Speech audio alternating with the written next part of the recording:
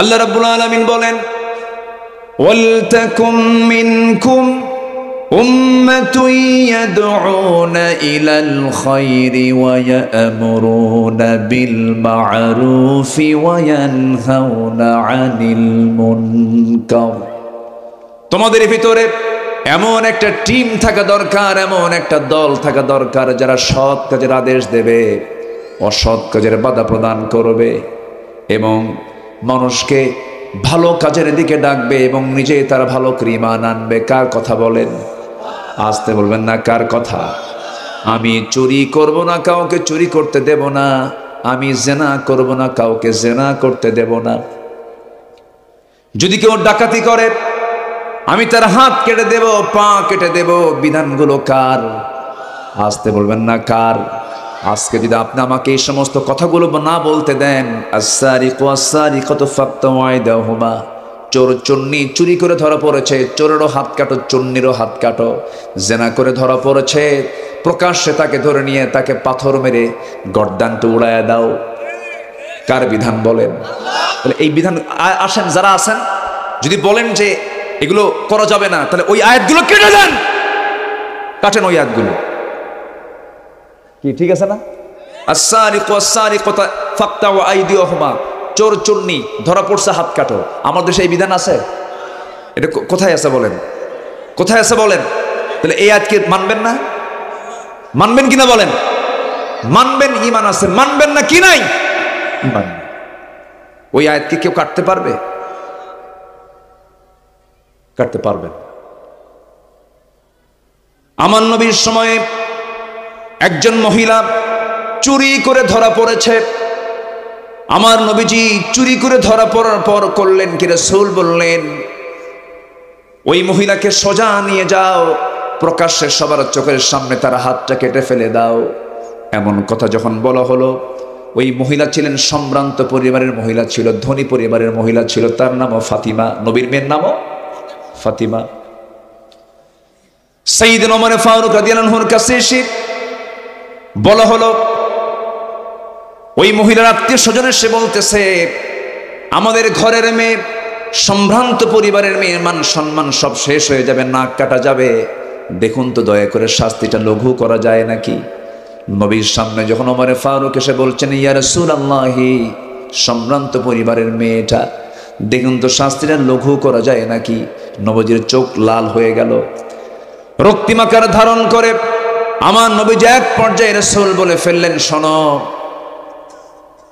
এই মুহূর্তে যদি এই বংশের মেয়ে ফাতিমা চুরি করে ধরা না পড়ে, যদি ফাতিমা বিনতে মুহাম্মদ, আমার কলিজার টুকরা আদরের দুলালি ফাতিমা যদি চুরি করে ধরা পড়তো, সবার চোখের সামনে আমি রাসূল তার হাতটা টেনে ধরে হাত কেটে ফেলে দিতাম। আল্লাহু আকবার বলবেন না? রাসূল বিচারক ছিলেন। রাসূল কি বিচারক মানবেন না? আপনার ঈমান নাই। আমার নবীজির সময় একজন মদিনার উপকণ্ঠ থেকে এক রাখালকে হত্যা করে উটগুলো অপহরণ করে নিয়ে যাচ্ছিল। খুন করে যখন উটগুলো অপহরণ করে নিয়ে চলে যাচ্ছিল, নবীর কানে সংবাদ চলে এলো। রাসূল বললেন, ওই খুনিকে যেখানেই পাবে, অপহরণকারীকে যেখানেই পাবে ধরে ফেলো। ধরে ফেলা হলো। সহিহ হাদিস এটা। নবীজি বললেন, যেমন করে রাখালকে সে হত্যা করেছে, তেমন করে তাকেও হত্যা করো। সেই খুনিটা রাখালকে হত্যা করার সময় তার হাত কেটেছিল, পা কেটেছিল, মাথা কেটে ফেলেছিল। রাসূল বলেন, যেমন করে ওই রাখালকে হত্যা করা হয়েছে, এই ডাকাতকে তেমন করে হত্যা করো। হাত কাটা হলো, পা কাটা হলো। এরপরে গর্দান কাটা হবে। এমন সময় ছটফট করতেছিল আর মরুভূমির বালুগুলো চাটতে চাটতে বলতেছিল, ভাইরা এক গ্লাস পানি দেওয়া যায় নাকি? সাহাবীরা বললেন, ইয়া রাসূলুল্লাহ, দয়া হচ্ছে, মায়া হচ্ছে, আল্লাহর বান্দা তো পানি চায়। হুজুর আমরা কি করব? রাসূল বললেন, ও আমার সাহাবীরা, দয়া দেখাচ্ছ তুমি কাকে? তাকে প্রশ্ন করে দেখো তো, তার অবস্থা জেনে দেখো তো, সে কি আমার ওই রাখাল সাহাবীকে যখন খুন করতে নেয়, সে কি তাকে পানি দিয়েছিল কিনা? পানি দেয় নাই। অসম্ভব, এক চুল পরিমাণ পানি দিবা না। ওই মরুভূমির বালুগুলো চাটতে চাটতে তাকে দুনিয়া থেকে বিদায় হতে দাও সিদ্ধান্ত দিয়েছেন মুহাম্মদ সাল্লাল্লাহু আলাইহি ওয়াসাল্লাম। ইসলাম জুমার খুতবায় আমরা প্রায় শুনি ইন্নাল্লাহা ইয়া'মুরু বিল আদল ওয়াল ইহসান ওয়া ইতা'i যিল কুরবা ওয়া ইয়ানহা আনিল ফাহশাই ওয়াল মুনকারি ওয়াল বাগই ইয়া'iদুকুম লাআল্লাকুম তাযাক্কারুন। আদালত কায়েম করতে হবে। আদালত কায়েম হবে কখন? ইসলাম যখন রাষ্ট্রীয় পর্যায়ে চলে যাবে, ঠিক কিনা বলেন? ইসলাম শুধু ব্যক্তি জীবনে থাকবে না, ইসলাম রাষ্ট্রীয় পর্যায়ে আসবে, ঠিক কিনা বলেন? ইসলাম সব জায়গায় দরকার আছে না নাই? ইসলামকে সব জায়গায় মানবো আমরা, জোরে বলি ইনশাআল্লাহ। মাহফিলে বিভিন্ন মতের মানুষ থাকতে পারে, কিন্তু যখন আমরা মাহফিলে বসবো তখন ভাবতে হবে আমি কোন মতের না, আমি কোরআনের মতের। ঠিক আছে না? কিসের মতের বলেন? আপনি আপনার মতকে বিজয়ী করার জন্য যখন আপনি আলোচনা শুনবেন, আপনি আলোচনায় কোনো বরকত পাবেন না, হেদায়েত পাবেন না। কোরআন কি বলে শুনি, কোরআন কি রিসার্চ করে পাওয়া যায় সেটা আমরা দেখার চেষ্টা করি। সম্মানিত ভাইয়েরা, আমরা ঈমান আনবো। এক নাম্বার, যদি জান্নাত পেতে চাই আমরা কি আনবো বলেন? ঈমানটা আনবো। ঈমান কি অর্ধেক আনবো না পুরোপুরি আনবো বলেন? অর্ধেক না পুরোপুরি? পুরোপুরি ঈমান আনতে হবে এবং সাথে সৎকর্ম থাকতে হবে। আল্লাহ রাব্বুল আলামিন বলেন ইন্নাল্লাযীনা আমানু ওয়া আমিলুস সালিহাতি কানাত লাহুম জান্নাতুল ফিরদাউসি নুজুলা খালিদিনা ফিহা লা ইয়াবগুনা আনহা হিওয়ালা। নিঃসন্দেহে যারা ঈমান আনবে এবং নেক আমল করবে, আল্লাহ রাব্বুল আলামিন বলেন আমি তাকে ছোটখাটো কোনো জান্নাত নয়, এক নাম্বার জান্নাত জান্নাতুল ফিরদাউসের মালিক আমি তাকে বানায়া দেব। জোরে কোন সুবহানাল্লাহ। ঈমান আছে, নেক আমল নাই হবে না, নেক আমল আছে ঈমান নাই হবে না। ঈমানও লাগবে, নেক আমলও লাগবে। আমার বন্ধুগণ, আল্লাহ রাব্বুল আলামিন ঈমানের ব্যাপারে বারবার বান্দাকে তাকিদ দিয়েছেন, ইয়া আইয়ুহাল্লাযীনা আমানু আমিনু। ঈমানদাররা তোমরা ভালো করে ঈমান আনো। কার কথা? আসতে বলবেন না, কার কথা? একটা লোক কোটা সম্পত্তি সব দান করে দুনিয়া থেকে বিদায় নিল, কিন্তু ঈমান নাই, ওই দানকে আল্লাহর দরবারে মঞ্জুর হবে নাকি? কারণ তার মধ্যে কি নাই? ঈমান নাই। ঈমান হলো মূল জিনিস, ফান্ডামেন্টাল জিনিস। নবীকে মহব্বত করি কিন্তু নবীর আদর্শকে লালন করি না, ওই মহব্বতের চুল পরিমাণ মূল্য নাই। আপনার রাসূলকে যত মহব্বত করেন, আপনি আবু তালেবের মতো মহব্বত করতে পারবেন না কখনো। আবু তালেব নবীর জীবনে কি মহব্বতটা তিনি অপূর্ণ রেখেছিলেন, 16 আনা মহব্বত তাকে উপহার দিয়েছেন আমার রাসূলকে। অনেক সাহাবী পর্যন্ত সেই সুযোগটা পান নাই। সে আবু তালেব রাসূলকে মহব্বত 16 আনা উপহার দিল, তার মধ্যে কি ছিল না বলেন? কি ছিল না? ঈমান ছিল না। নিজের সন্তানকে দূরে রেখে, নিজের সন্তান আলীকে দূরে রেখে আমার নবীজিকে কোলের মধ্যে নিয়ে তিলে তিলে মানুষ করেছেন আবু তালেব। জন্মের পূর্বে নবীজির বাবা ইন্তেকাল করেন, জন্মের মাত্র 6 বছর পর নিজের মা ইন্তেকাল করেন, 7 বছর 8 বছরের মাথায় দাদা ইন্তেকাল করেন। ওই যে ছোট্টবেলা থেকে নবুয়ত প্রাপ্তি পর্যন্ত জীবনের বিশাল একটি সময় আবু তালেব তার পাশে ছিলেন, যদিও তিনি কাফের ছিলেন কিন্তু রাসূলকে মহব্বত করেছেন। নবী যখন নবুয়ত পেলেন, আবু তালেব নিজেই তার কলিজার টুকরা সন্তান দুটা সন্তান জাফর এবং আলী রাদিয়াল্লাহু আনহু দুজনকে সন্তানকে নবীর হাতে তুলে দিয়ে বলে, মুহাম্মদ আমি জানি তুমি আল্লাহর নবী, সত্য নবী, তুমি সত্যবাদী মানুষ, তুমি ভালো মানুষ, তুমি সত্যিকারের আল্লাহর নবী। এই জন্য আমি আমার কলিজার টুকরা সন্তান দুটোকে আমি তোমার হাতে তুলে দিলাম। সন্তান দুটি ইসলাম কবুল করে ফেললো। আমার নবীজি মাঝে মাঝে বলতেন, জোর করে বলতেন না কখনো। জীবনের শেষ সময়ে এসে শেষ সন্ধ্যা যখন চলে আসলো, আবু তালেব দুনিয়া থেকে বিদায় নেবেন, নবী তার পাশে বসে শিওরে বসে আস্তে আস্তে করে বলছেন, চাচা আপনি সারা জীবন আপনি আমার জন্য যা কিছু করেছেন সব কিছু প্লাস হয়ে যাবে, এই মহব্বতটা প্লাস হয়ে যাবে, ভালোবাসা প্লাস হয়ে যাবে। একটা বারের জন্য ঘোষণা করুন লা ইলাহা, আসতে বলবেন না লা ইলাহা ইল্লাল্লাহ, একটা বার বলেন। আমার নবীজি যখন বারবার বলছিলেন, আবু তালেব বলছে মুহাম্মাদের আমাকে বারবার চেষ্টা করতে যেও না, আমি আমার বাপ দাদার ধর্ম ছাড়বো না। এরকম ধরনের কথা বলার মানুষ বুঝে আজকের সমাজেও নাই। আসতে বলবেন না আছে না নাই? আমার বাপ চোর, আমিও চোর, আছে তো, আছে কি না? আছে। এই আবু তালেব কি করে নাই? এই আবু তালেবের চোখে অসংখ্য মুজিজা পরিলক্ষিত হয়েছে। নবীজি এই দুনিয়াতে রবিউল আউয়াল মাসে আসলেন, আমার নবীজি ভূমিষ্ঠ হলেন মার পেট থেকে দুনিয়াতে আসলেন মাত্র 3 দিন বয়স। কয় দিন বয়স বলেন? 3 দিন বয়স। 3 দিনের শিশু মুহাম্মদ সাল্লাল্লাহু আলাইহি ওয়াসাল্লাম, 3 দিনের বাচ্চা। মা আমেনা সন্তানকে কোলে নিতে গেলে বারবার কান্নায় ভেঙ্গে পড়েন, বারবার কান্নায় ভেঙ্গে পড়েন। সন্তান কোলে নিলেই স্বামীর কথা মনে হয়ে যায়।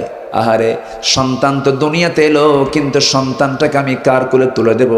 যার কোলে তুলে দেব সেই স্বামী তো দুনিয়া থেকে বিদায় হয়ে গেছে। বারবার স্বামীর কথা মনে পড়ে যায়। আমি স্বামীকে দেব উপহার, সেই সন্তান তো দুনিয়াতে আসলো, কিন্তু স্বামীকে আমি দিতে পারলাম না। সন্তানটাকে কোলের মধ্যে নিয়ে কান্নার পরিমাণ বাড়ে, এই জন্য সন্তানটাকে কোলে নিতেও পারছেন না। 3 দিনের মাথায় একদিন কোন এক রাত্রিবেলা আবু তালেব রসুলকে দেখার জন্য তার ঘরে চলে গেছেন, তাদের বাড়িতে চলে গেছেন, দরজায় নক করেছেন। রসুল একদিন বলছেন, ও ভাতিজা মোহাম্মদ, আমি তোমাকে একটা কথা আজকে বর্ণনা করব, কতটুকু সত্য জানি না। কি চাচা আপনি বলুন। তুমি যখন ছোট্ট ছিলে, 3 দিনের শিশু ছিলে, সেই সময় আমি দেখলাম তোমাকে দেখার জন্য আমি চলে গেছি রাতের আধারে। আকাশে চাঁদনি রাত ছিল, আমি দেখতে পেলাম তোমার পাশে তোমার মা নাই, তোমার মা ডুকরে ডুকরে কান্দে, তুমি একাকি চাঁদনি আকাশের নিচে বসে শুয়ে আছো, হাত পা নড়াচড়া করছো। সেই সময় আমি কয়েকটা বার লক্ষ্য করে দেখি তোমার ডান হাতটা যখন বাম দিকে যায়, আকাশের চাঁদটাও সঙ্গে সঙ্গে বাম দিকে চলে যায়। আবার যখন তোমার বাম হাতটা যখন ডান দিকে চলে যায়, আকাশের চাঁদটা বাম থেকে ডান দিকে চলে যায়। তুমি যখন তোমার 2টা হাত আস্তে করে নিচের দিকে টেনে আনো, আকাশের চাঁদটা তোমার কাছাকাছি চলে আসে। ভাতিজা মোহাম্মদ, সেই রাত্রে আমি চাঁদকে যেমন করে দেখেছি তোমার হাতের সঙ্গে খেলতে, আমি কি সত্য দেখছি নাকি বলো মোহাম্মদ?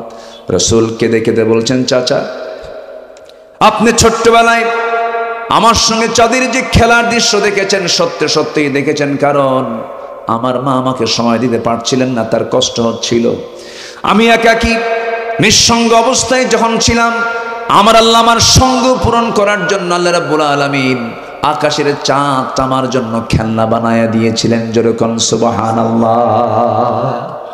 সেই বিশ্ব নবীর এতগুলো মুজিজা দেখার পরেও, এত কিছু চোখের সামনে হাজির হওয়ার পরেও, রসুলকে চোখে দেখেও কালিমা গ্রহণ করতে পারেনি, ঈমান গ্রহণ করতে পারেনি। এখান থেকে প্রমাণ হয় হেদায়েতের মালিককে।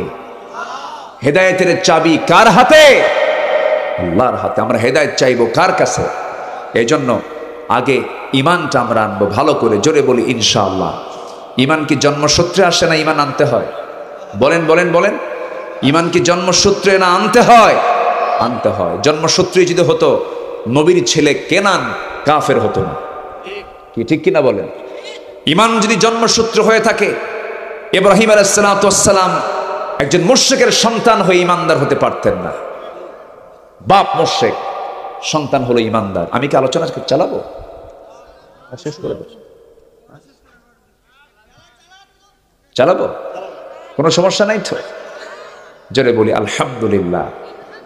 অনেকে হয়তো বুঝেন নাই, অথবা যদি আমার কথায় যদি কেউ কষ্ট পেয়েও থাকেন, যদি কষ্ট পেয়েও থাকেন, হয়তো আপনার অপ্রিয় কথা হয়েছে, আমি কিন্তু আমার নিয়তটা, আমি কল্যাণের জন্য কথাগুলো বলেছি, এটা মাথায় নেওয়া যাবে না। সম্মানিত ভাইয়েরা, শ্রোতা বিভিন্ন প্রকার হয়। শ্রোতা অনেকে আসে, ভুল কেমনে ধরা যায়, এরকম শ্রোতা কিছু আসে না নাই বলেন তো? কিছু আসে আবার হেদায়েতের জন্য, না যাচ্ছি কিছু আমলগুলো করব। আবার কিছু শ্রোতা আসে, হুজুর কেমন গরম দেখি। আবার কিছু শ্রোতা আসে, হুজুরের সুরটা কেমন দেখি। এক একজন এক একটা নিয়তে আসে না। সহি নিয়ত হলো যাচ্ছি হুজুরের কথা থেকে কোরআন এবং হাদিসকে সামনে রেখে যা বলবেন আমলের নিয়তে যাচ্ছি, এটাই হচ্ছে আসল শ্রোতার পরিচয়। আল্লাহ কবুল করুন, জোরে বলি আমিন। তাহলে জান্নাত প্রাপ্তির জন্য 15টা কাজ, আমরা কেবল একটা শেষ করেছি, আরও আছে কয়টা? 14টা। বলেন তো, ওয়াজ কি শেষ না এখনো ওয়াজ আছে? আচ্ছা, আমি মনক্ষুণ্ণ হইনি। হয়তো ভাববেন হুজুর কষ্ট পেল কিনা, না, এটা কোনো বিষয় না। রসুলকে পাথর মারা হয়েছে, রসুলকে গালমন্দ করা হয়েছে, রসুলকে জাদুঘর বলা হয়েছে, রসুলকে দেশ ছাড়া করা হয়েছে। এটা কোনো দ্যাটস নো ম্যাটার, এটা কোনো বিষয়ই না। রসুল সুন্দর করে কথা বলেন, সবাই বললো এটা পাগল, এটা কবি, এটা জাদুঘর, কত কি বলা হয়েছে। একটু কথা আমাদের শুনতেই হবে, আবার প্রতিবাদও করতে হবে, ঠিক আছে, ঠিক কিনা বলেন? জি, আমরা ওই সমস্ত ভাইদের জন্য দোয়া করি যারা হয়তো না বুঝে কিছু কথা বলে ফেলেছেন। আল্লাহ তুমি আমাদের এই কথাগুলোকে বোঝার তৌফিক তুমি আল্লাহ তাদের দিয়ে দাও। জোরে বলি আল্লাহুম্মা আমিন, জোরে বলি আল্লাহুম্মা আমিন। সম্মানিত ভাইয়েরা, নাম্বার 2 হচ্ছে জান্নাত প্রাপ্তির জন্য 15টা কাজের 1 নাম্বার বললাম ঈমান এবং আমল। বলেন ঈমান এবং কি? ঈমান আছে আমল নেই, দাম নেই। আমল আছে ঈমান নেই, দাম নেই। ঈমানও লাগবে, আমলও লাগবে। ক্লিয়ার কথা? ক্লিয়ার? আচ্ছা, ব্যক্তিকে দিয়ে ব্যক্তি জান্নাত পাবে না। তাই যদি হতো তাহলে আবু তালেব জান্নাত পেত সবার আগে না সবার পরে? আগে। উনি কি জান্নাত পাবেন? কি নাই? ঈমান নেই। নাম্বার 2 হলো তাকওয়া অবলম্বন করা। তাকওয়া মানে হলো সকল প্রকার হারাম কাজ হারাম কাজকে বাদ দিয়ে দেওয়া। এক সাহাবী রাসূলকে বলছেন, ইয়া রাসূলুল্লাহ, আমি বেশি আমল করব না, আমাকে খুব শর্ট আমল শেখায়া দেন, শর্ট প্যাকেজ দেন। কি প্যাকেজ? শর্ট প্যাকেজ দেন, বেশি আমল আমি করতে পারবো না। আমার নবীজি বললেন, সাহাবী তুমি কি নিজে আমল করতে চাও বলো। এবার তিনি বলছেন, ইদা সাল্লাইতুল মাকতুবাত, আমি যদি 5 ওয়াক্ত নামাজ পড়ি, অসন্ত রমাদান, রমজান মাসে রোজা রাখি, ওয়াহলালতুল হালাল, হালালকে হালাল যেন হালাল জীবন গ্রহণ করি, ওয়াহাররামতুল হারাম, হারামকে হারাম যেন হারামকে বর্জন করি, আদখুলুল জান্নাত ইয়া রাসূলুল্লাহ, আমি কি জান্নাত পাবো নাকি? রাসূল সুন্দর করে মুস্কি হাসি মেরে বললেন, নাম, অবশ্যই তুমি জান্নাত পেয়ে যাবে। যেরকম সুবহানাল্লাহ। কয়টা কাজ বলেন? কয়টা কাজ? 1 নাম্বার নামাজ। 1 নাম্বার কি বলেন? নাম্বার 2 হচ্ছে কি? রমজান মাসের রোজা। শুধু না, সারা বছরের রোজা? শুধু রমজান না, রমজান তো আছে, সারা বছর রোজা রাখবো। জোরে বলি ইনশাআল্লাহ। প্রত্যেক মাসে রোজা রেখেছেন মুহাম্মদ সাল্লাল্লাহু। যুবকরা, যৌবনের উন্মাদনা তোমার কন্ট্রোল হচ্ছে না, রোজা রাখবা।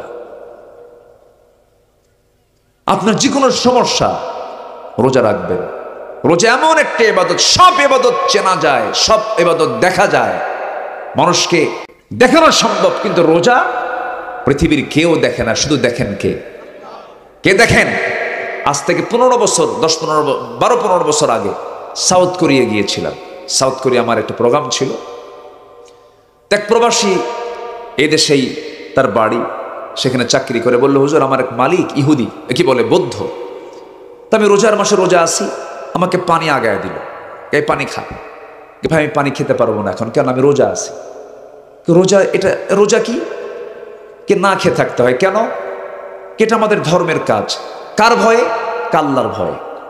কাল্লার ভয়ে তুমি না খেয়ে আসো, আল্লাহ দেখবে এই জন্য?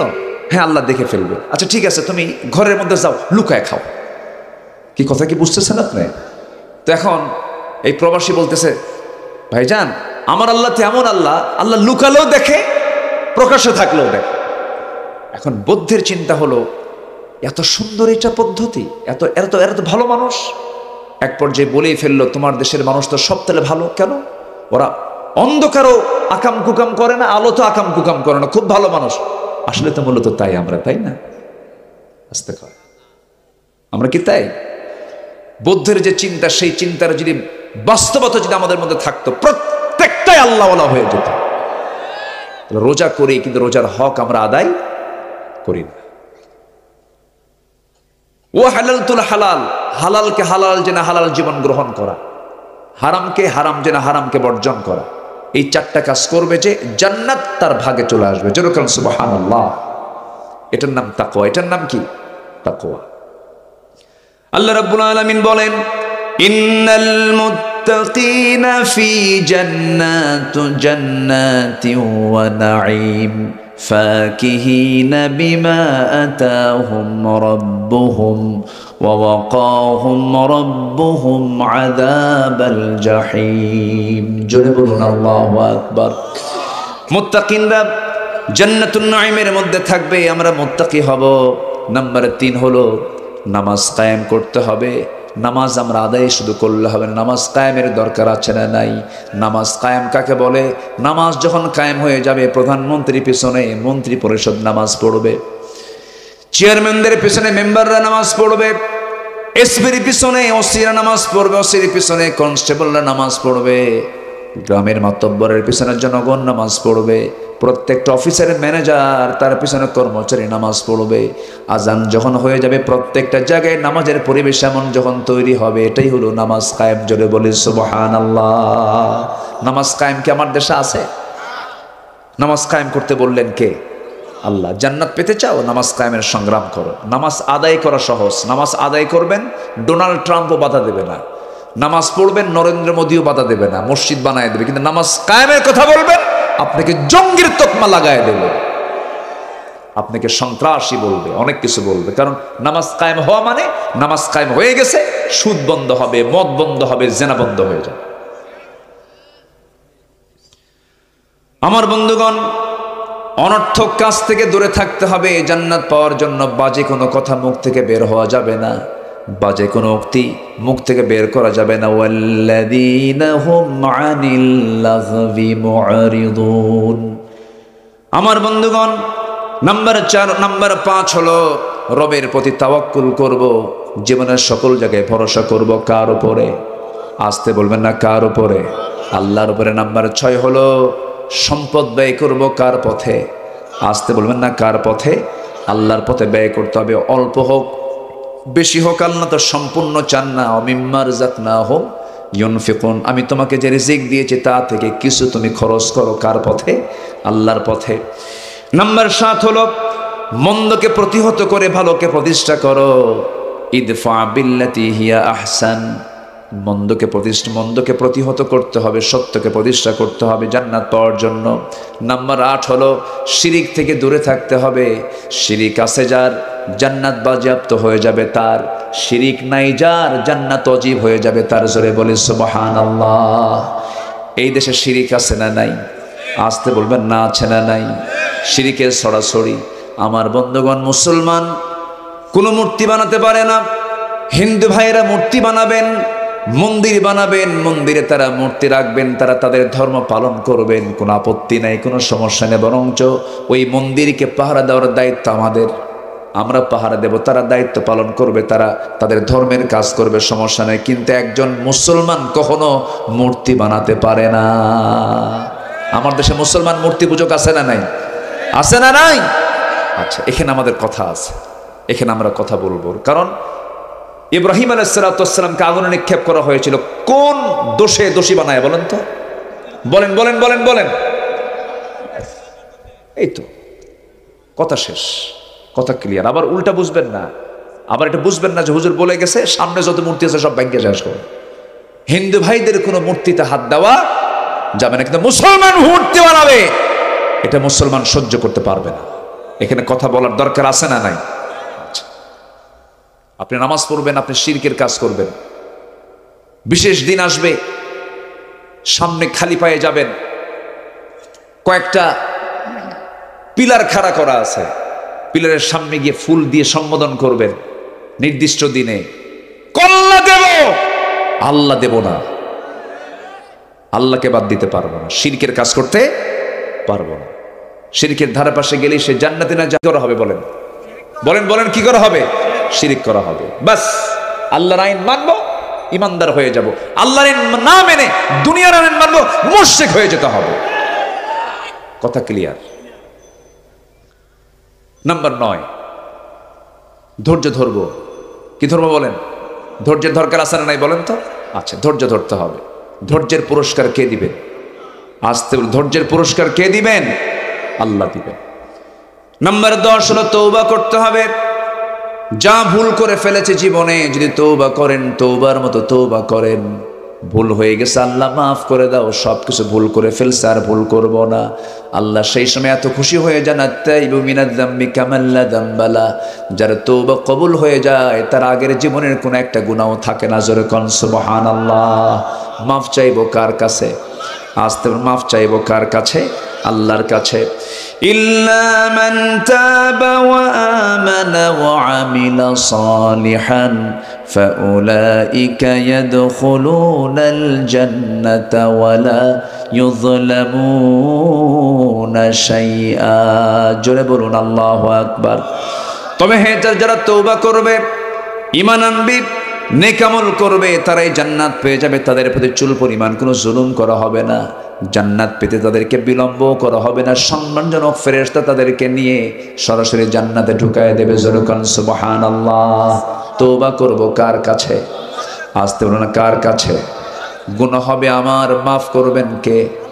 তওবা করবে বান্দা, মাফ করবেন আল্লাহ। আল্লাহ মাফ করে দিবেন, কিন্তু কৌশল করে কোনো গুনাহ করা যাবে না। হঠাৎ করে কোনো ভুল হয়ে গেছে, আল্লাহ আমাকে মাফ করে দাও, সে তো ইমানদার। তাকে প্রকৃতি ইমানদার বলা হয় যে বান্দা কোনো একটা ভুল করার পর তার বুকের মধ্যে ছটফট করে, অনুতপ্ত হয়, হারে এই ভুলটা কেন করলাম। এই অনুতপ্ততা যার মধ্যে আছে, ইমানও তার মধ্যে আছে। নাম্বার 11 হলো আল্লাহর পথে জিহাদ করা। আল্লাহর পথে কি করা? জিহাদ করতে হবে ততক্ষণ পর্যন্ত যতক্ষণ না বান্দার আইন জমিন থেকে উৎখাত না করে আল্লাহর দ্বীন বিজয় না হয়েছে, ততক্ষণ পর্যন্ত জিহাদ চালাতে হবে। কার কথা? লিইয়ুযহিরাহু আলাদ-দীনি কুল্লিহি ওয়া কাফা বিল্লাহি শাহীদা। জোরে বলুন আল্লাহু আকবার। নাম্বার 12 হলো পাপের উপরে অবিচল না থাকা, মহান আল্লাহর উপরে ক্ষমা, মহান আল্লাহর কাছে ক্ষমা প্রার্থনা করা। এই গুণ আছে যার, জান্নাত আছে তার। নাম্বার 13 হলো আল্লাহ সত্যের পথে অবিচল থাকতে হবে। আর একজন ব্যক্তির আদেশ মান্য করতে হবে, তিনি হচ্ছেন মুহাম্মদ সাল্লাল্লাহু আলাইহি ওয়াসাল্লাম। রাসূলকে মানবো আমরা 1 আনা না 16 আনা। নামাজে মানবো, সমাজে মানার দরকার নাই। নামাজে মানবো, রাজনীতি করতে মানার দরকার নাই। আমার রবকে বলেন জোরে, আমার রবকে, আমার নেতাকে বলেন। এক জায়গার না সব জায়গা? এক জায়গার না সব জায়গা? আমার রসুল নেতা কি নামাজেও না সমাজেও? রাজনীতিতে, ব্যবসায়, সব জায়গায় আমার নেতাকে মুহাম্মদ সাল্লাল্লাহু উসওয়া হাসানা। লাকাদ কানা লাকুম ফি রাসূলিল্লাহি উসওয়াতুন হাসানা। ক্লিয়ার কথা। আমার বন্ধুগণ, আল্লাহ রাব্বুল আলামিন সুন্দর করে আনুগত্যের ব্যাপারে বলছেন, ওয়া মান ইউতিইল্লাহা ওয়া রাসূলাহু ফাকাদ ফাযা ফাওজান আযীমা। আনুগত্য কাকে বলে দেখেন, সাহাবায়ে কেরামদের জীবনটা দেখেন। সাহাবায়ে কেরাম নবীর শুধু কথা শুনেছেন, কোনো তর্ক বিতর্ক করেন নাই। যা বলেছেন হুবহু তিনি ফলো করেছেন, লোকমা দেন নাই তারা। রসুলকে মেনেছেন জীবনের সকল জায়গায়। রসুল শুধু ডাক দিয়েছেন, সাহাবীরা চলো জিহাদের ডাক এসেছে। কেউ বলেন না আমার ব্যবসা আছে, কেউ বলেন না আমার পরিবার আছে। সব কিছু ছেড়ে দিয়া ঝাঁপিয়ে পড়েছেন জিহাদের প্রান্তরে। আমার বন্ধুগণ, আনুগত্য এমন একটা সবের কাজ, এমন একটা বরকতের কাজ। নবীর প্রতি আনুগত্য আছে যার, জান্নাত তার জন্য ওয়াজিব হয়ে যায়। জোরে বলি সুবহানাল্লাহ। আল্লাহ বলছেন, ও মাইয়ুতিইল্লাহা ওয়া রাসূলাহু ফাকাদ ফাযা ফাওজান আযীমা। আনুগত্য যার পুরোপুরি হয়ে যাবে, সফলতাও তার পুরোপুরি হয়ে যাবে। রাসূলকে আংশিক মানা যাবে না। রসুল যদি বলেন, ও সাহাব, ও আমার উম্মত, তুমি আমাকে মেনেছিলে নামাজে, কিন্তু পলিটিক্যাল ফিল্ড আমাকে মানো নাই, দলীয় কার্যক্রমেও আমাকে মানো নাই, বলেন তো সেই দিন কোনো উত্তর দিতে পারবো নাকি? বলেন। আমাকে যখন কবরে নেওয়া হবে 3টা প্রশ্ন করা হবে। কয়টা প্রশ্ন বলেন? বলেন কয়টা প্রশ্ন? নাম্বার 1 হলো মার রব্বুক, তোমার রবকে। তোমার রবকে? রব মানে কি? রব মানে হলো আইনদাতা। রব মানে কি বলেন? আইনদাতা। তোমার রব কে? বলেন কে? কিন্তু আইনটা মানেন বান্দার, তখন বলবেন বান্দা। কি তখন কি বলবেন? বান্দা। তোমার রব মানে তোমার আইনদাতাকে, তোমার বিধানদাতাকে। তুমি কার বিধান মেনে চলেছো সেই দিন আমি বলে ফেলবো আল্লাহ রব্বি আল্লাহ তুমি আমার আইনদাতা। এরপরে বলা হবে ওমা দীনুক, তোমার দলটা কি? দলের আরবি হলো দিন। দলের আরবি কি বলেন? আরো জোরে, দলের আরবি কি? দিন। পার্টির আরবি হলো দিন। দিনের 19টা ব্যাখ্যা আছে, 19টা অর্থ আছে। এর মধ্যে দিন মানে হলো জীবন বিধান, দিন মানে হলো বিচার দিবস, দিন মানে হলো জীবন ব্যবস্থা, দিন মানে হলো দল পদ্ধতি। আমার বন্ধুগণ, নাম্বার 2 প্রশ্ন হবে ওমা দীনুক, তোমার দলটা কি ছিল? ইসলাম। দুনিয়াতে যার দলের নামের সাথে ইসলাম শব্দ যোগ নাই, সে ব্যক্তির দল কি ইসলামী দল হয় নাকি বলেন? অবশ্যই তার দল করতে হবে ইসলামী দল। কার কথা? এই দলটা কে দিয়েছেন? ইন্নাদ-দীনা ইনদাল্লাহিল ইসলাম, আল্লাহর নিকট মনোনীত দিন হলো, মনোনীত দল হলো একমাত্র ইসলাম। কে মনোনয়ন দিয়েছেন? ইসলামটা কার বলেন? আল্লাহর। নাম্বার 3 হলো ওমান হাদার রাজুল, এই লোকটাকে আমার নবীর ছবি সামনে ধরা হবে।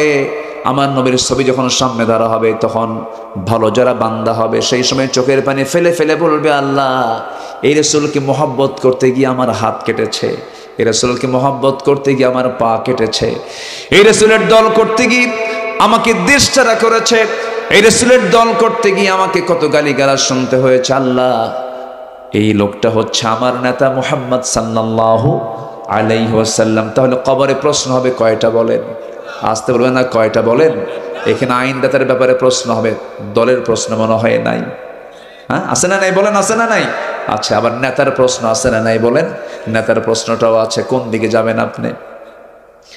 আমার ভাইয়েরা, নাম্বার 14 হলো মুমিনদের মাঝে পরস্পর সম্পর্ক মজবুত করতে হবে। কোনো গন্ডগোল করা যাবে না, কোনো ফিতনা ফাসাদ সৃষ্টি করা যাবে না। আমরা সব, আমাদের পরিচয় হলো আমরা এক আল্লাহে বিশ্বাসী, এক নেতায় বিশ্বাসী, এক দলে বিশ্বাসী, এক কিতাবে বিশ্বাসী, ঠিক কি না? আমরা এক থাকবো। জোরে বলি ইনশাআল্লাহ, আরো জোরে বলি ইনশাআল্লাহ। আল্লাহ এই বান্দাকে জান্নাত দিয়ে দিবেন। ইন্নামাল মুমিনুনা ইখওয়াতুন ফাআসলিহু বাইনা আখওয়াইকুম ওয়াত্তাকুল্লাহ লাআল্লাকুম তুরহামুন। জোরে বলুন আল্লাহু আকবার। সর্বশেষ 15 নম্বর হলো অন্যায়, অশ্লীলতা, বেহায়াপনা থেকে মুক্ত হয়ে ইহসানের ন্যায়পরায়ণতা, হাক্কুল ইবাদকে আদায় করা, হাক্কুল ইবাদকে লালন করা। বান্দার কোনো হক নষ্ট করা যাবে না, বান্দার কোনো হকের দিকে হাত দেওয়া যাবে না, ইতিমের মাল মেরে খাওয়া যাবে না, সুদের ধারে পাশে যাওয়া যাবে না, মিথ্যা কথা বলা যাবে না, ইতিমের মাল মেরে খাওয়া যাবে না, বনের সম্পত্তি মেরে খাওয়া যাবে না। বনের সম্পত্তি মেরে খাওয়া হাজি ভাই রাজশাহী নাই? আসতে বলবেন না, আছে না নাই? কি ভাই? হাজি ভাই। কি ভাই? হাজি ভাই। তাহলে হজ করছে কার টাকা দিয়া? কার কার কার ধান বেচা টাকা দিয়া বলেন? বনের সম্পত্তির ধান বেচা টাকা দিয়া হজ করে আসছে। হজ হবে? হবে না। এগুলো ঠিক রাখবেন, হক ঠিক রাখবেন, জান্নাতও ঠিক থাকবে। আল্লাহ কবুল করুন। জোরে বলি আল্লাহুম্মা আমিন। যার হক ঠিক নাই তার জান্নাতও ঠিক নাই। এরপর আপনার বাড়ির পিছনেই আপনার প্রতিবেশীর বাড়ি, একটু গন্ডগোল লাগছে, রাস্তা নাই হাঁটার, আপনার জায়গা দিয়ে হাঁটে, গন্ডগোল লাগছে, ঠিক রাস্তার মাঝখানে খোঁটা মারে। এটা মনে রাজশাহী চারঘাটটা এগুলোতে নাই মনে হয়। খোঁটা মারা লোক আছে নাকি? আচ্ছা, খোঁটা যে মারলেন জায়গাটা কার? কই? এই তো কইছে একজন, আমার আমার। হ্যাঁ, কে যেন কইছে না, আমার আমার না, জমিনটা কার? জমিনটা কার? আর যার জন্য আপনি খোঁটা মারলেন ওই বান্দাটাও কার? কত বড় জুলুম আপনি করলেন। এই জুলুম করা যাবে না, এই হক নষ্ট করা যাবে না। আপনি কি জানেন, দুনিয়াতে যদি কেউ কারো রাস্তা বের করে দেয়, আল্লাহ তার জন্য জান্নাতের রাস্তা বের করে দেয়। অনেক কথা যতটুকু হয়েছে আমরা বলে ফেলি আলহামদুলিল্লাহ। জোরে বলি আলহামদুলিল্লাহ। কষ্ট পেয়েছেন মনে হয়? কষ্ট পাননি তো? অনেক মা বোন আসছেন, মা বোনদেরকে বলবো, সবার বাড়িতে মা বোন আছে, বউ নামাজ পড়ে না, কি করবেন? পিটবেন? কি করবেন? আদর করবেন? নামাজ না পড়ো খুব ভালো, তাহলে কি করবেন বলেন? হ্যাঁ, আদেশ আদেশ দিয়েও কাম হয় না, কি করবেন? হায় হায় হায় হায়, কি করে? এ তো সব হার্ড লাইনে যায় দেখি। হ্যাঁ, এত সস্তা নাকি? আবার অনেকে কয় মারবো, যে কইছো বিয়ে করে নাই, বুঝলেন? বউ মারা এত সস্তা? বৌমারাও সস্তা না। ফাইন করে বুঝাবেন, বলবেন দেখো একসঙ্গে বাজারে যাই, দুনিয়ার শপিংয়ে যাই, দুজন একসঙ্গে মার্কেটিং করি, স্বামী স্ত্রী কত মিল, ঘোরাফেরা করি, চলো না আমরা নামাজটা পড়ি, জান্নাতের মার্কেট আমরা একসঙ্গে মার্কেটিং করব। কথা শুনবে না কেন? সম্পর্ক গড়তে হবে শুধু দুনিয়ার জন্য না আখিরাতের জন্য। স্বামী স্ত্রীর সম্পর্ক শুধু দুনিয়ার জন্য আখিরাতের জন্য। একজন একটু আগে যাবে, একজন একটু পরে যাবে, কিন্তু আমরা যেন জান্নাতের সিঁড়িতে যেন সাক্ষাৎ হয়ে যায় এমন সম্পর্ক স্ত্রীর সঙ্গে গড়ে তুলবো। আসতে কয়, জোরে করেন ইনশাআল্লাহ।